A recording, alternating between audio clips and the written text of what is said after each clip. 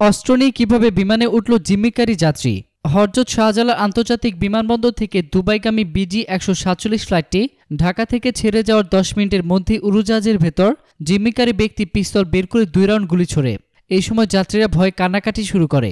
জিম্মিকারী ব্যক্তিটি চিৎকার করে এই সময় বলতে থাকেন, আমার ডিমান্ড ফুলফিল না করে বিমান অবতরণের চেষ্টা করলে বিপদ আছে, সবাইকে নিয়ে মরবেন বলেও তিনি হুমকি দেন।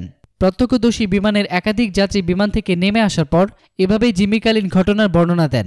তারা বিমানের পাইলট ও ক্রুদের অসংখ্য ধন্যবাদ জানানোর পাশাপাশি শাহজালাল বিমানবন্দরের নিরাপত্তা নিয়ে প্রশ্ন তোলেন।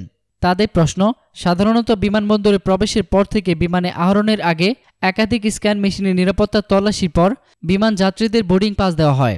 এমন কঠোর নিরাপত্তার মধ্যে কিভাবে একজন যাত্রী বিমানে আগ্নেয়াস্ত্র নিয়ে প্রবেশ করল?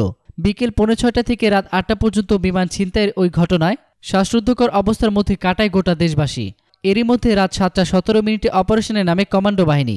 7:25 পর্যন্ত চলা ওই অভিযানে নিহত হন উড়োজাহাজ ছিনতাই চেষ্টাকারী। পরবর্তীতে সংবাদ সম্মেলনে চট্টগ্রাম অঞ্চলের GOC major general SM Motiur Rahman জানান, প্রধানমন্ত্রী শেখ হাসিনার সার্বিক তত্ত্বাবধান ও নির্দেশনায় কমান্ডো অপারেশন পরিচালিত হয়। অভিযানে সবাইকে নিরাপদ অবস্থায় উদ্ধার করা হয়েছে।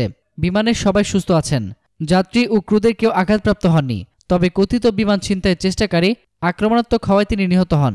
ছিনতাইয়ের চেষ্টাকারী অস্ত্র নিয়ে কিভাবে উড়োজাহাজে উঠল এমন প্রশ্নের জবাবে তিনি বলেন, তিনি অস্ত্র নিয়ে প্রবেশ করেছেন কিনা, প্রবেশ করলে কিভাবে করেছেন এবং কী উদ্দেশ্যে করেছেন তা জানাসহ সার্বিক বিষয়াদি সম্পর্কে নিশ্চিত হতে উচ্চ পর্যায়ে তদন্ত কমিটি গঠিত হবে। তদন্ত কমিটির সদস্য সংখ্যা 3 থেকে 4 জন হতে পারে। উড়োজাহাজ ছিনতাইয়ের চেষ্টাকারীর নাম মাহাদি বলেও জানান তিনি। প্রসঙ্গত, ময়ূরপঙ্খী উড়োজাহাজটি বোয়িং 737 মডেলের। 142 জন যাত্রী ও 7 জন ক্রু নিয়ে BG-147 ফ্লাইটটি ঢাকা থেকে চট্টগ্রাম হয়ে দুবাই যাওয়ার কথা ছিল। নতুন নতুন খবরের আপডেট পেতে আমাদের চ্যানেলটি সাবস্ক্রাইব করে আমাদের সঙ্গেই থাকুন। ধন্যবাদ।